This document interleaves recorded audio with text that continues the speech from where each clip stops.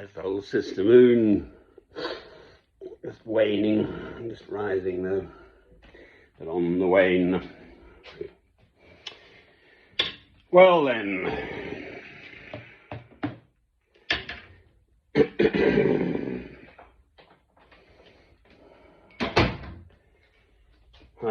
needed my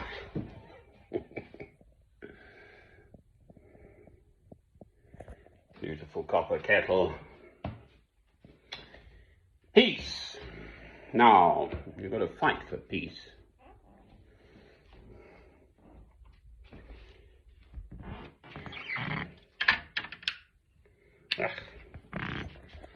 Peace.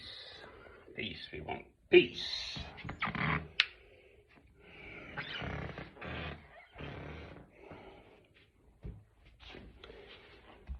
I've just listened to John Lennon Imagine. Beautiful words. And this is the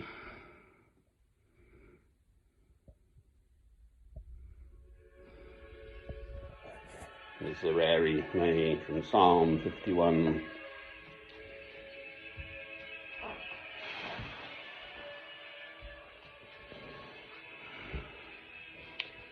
There's no other way.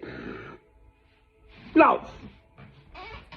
Love God, love your neighbour as yourself. That's it. 2 commandments.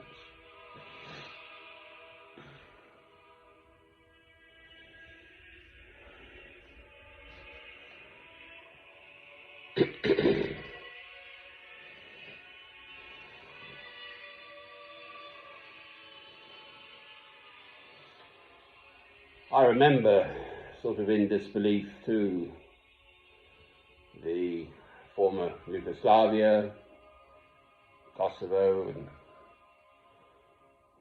all that,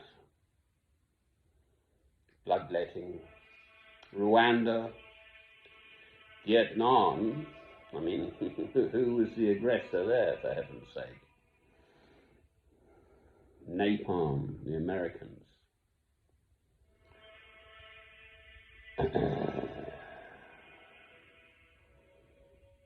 Christ has come to give us, all of mankind, the opportunity to rise out of our baser selves, and clearly it is not straightforward.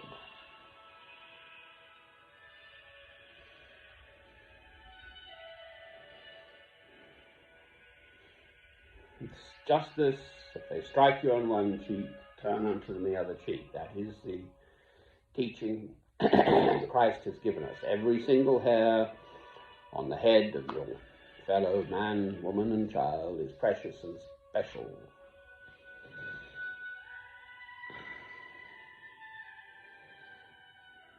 And yet once the killing starts, all that's lost. Bigger, smarter, more powerful weapons.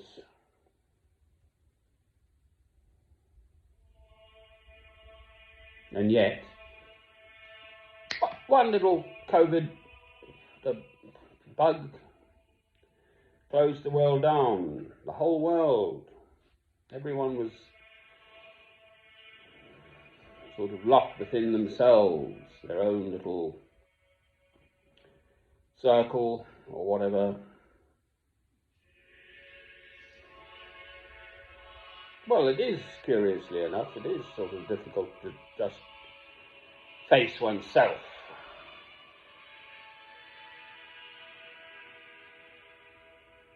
But on the other hand, perfectly obvious, we are all part of this world. And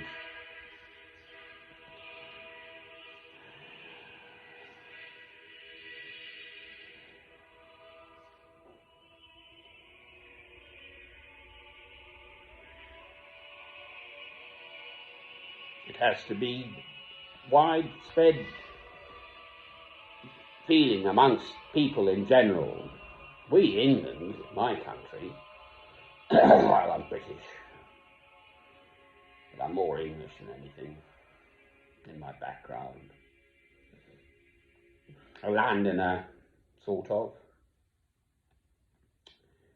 The city I've been in the longest, 30 years, London. Well, you know, push comes to shove, we're going to fight. That is the culture of England. And just look back through the centuries at the appalling behaviour of the English, quite frankly. We invented the concentration camp, oh dear, out in South Africa. 1902 or whatever, sort of the forerunner of Hitler's concentration camps. Mass genocide, isn't it?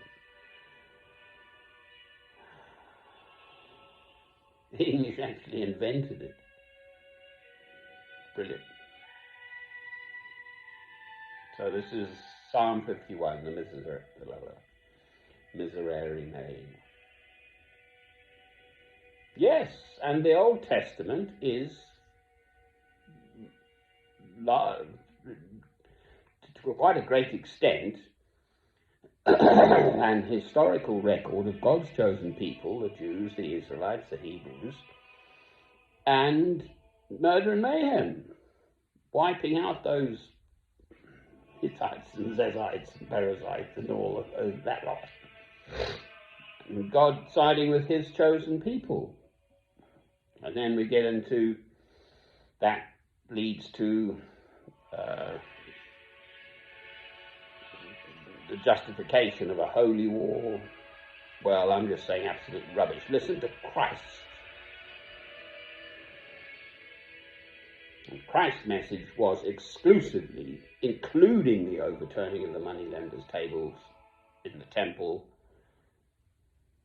That was an act of love to demonstrate that they were desecrating God's holy temple with money, worldly things. It was an act of love by Christ. That's how I perceive it. But as to the rest,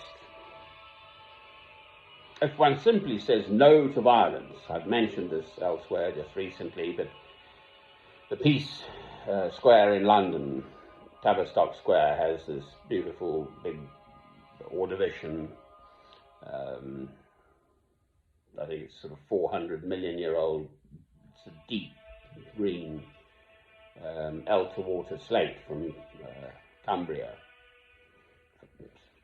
5 or 7 tons of the stuff.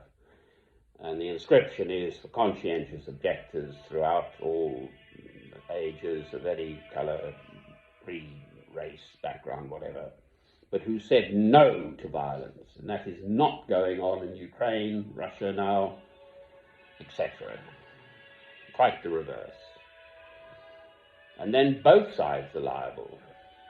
Look at our that carpet bombing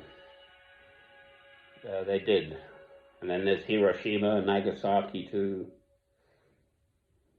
So the West, purportedly Christian countries, absolutely have the most appalling record on this.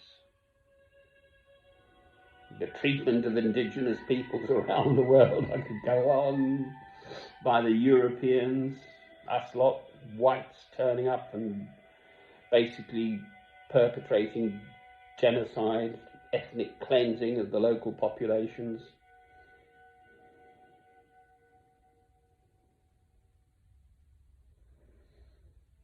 God is God. God is, oh, I got it wrong earlier. It's the tetragrammaton. I mean, I did actually know tetragrammaton. It's Greek meaning 4. For heaven's sake. I said 2 earlier on. I looked them up. It's 4 Hebrew letters, characters.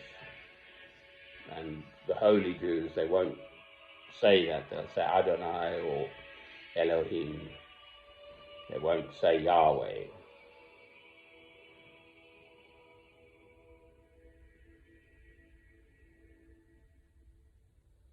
So there's no other way. You have to have, and it takes strength to react in a potentially violent situation in a peaceful manner, not to escalate the violence.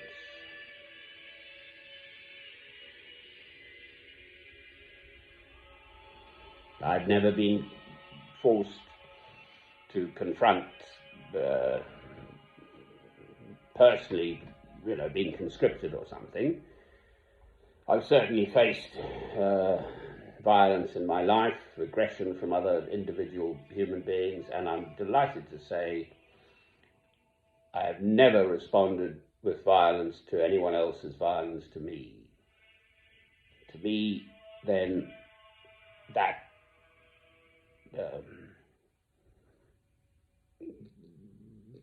sort of wrecks my position as a Christian. Within myself, that is. I've had 2 fights, for what it's worth, with my elder brother, who's a big, strong chap too, when we were young, and he won both of them. Those are the only 2 kind of physical fisticuffs, or whatever we got into. He wrestled me to the ground once. I can see it now in Wills Grove, Mill Hill. I don't know what it was about.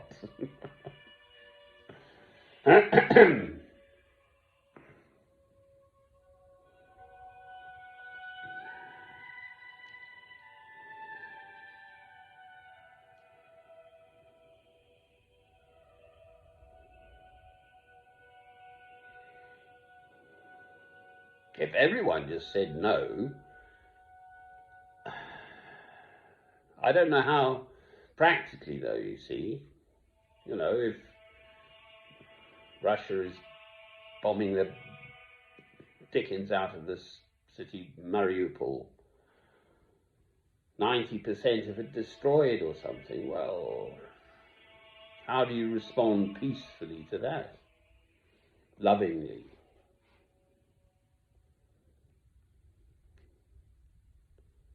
Some poor little child having shrapnel removed from its cranium. This is a medic talking, completely unemotionally describing watching its mother being burnt to death in a motor car, for heaven's sake.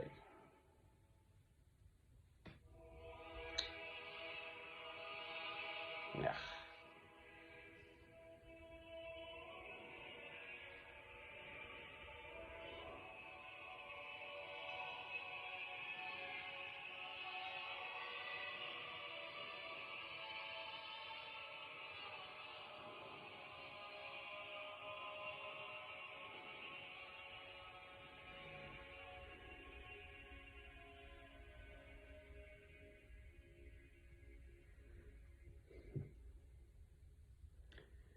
Listen to God, listen to Christ.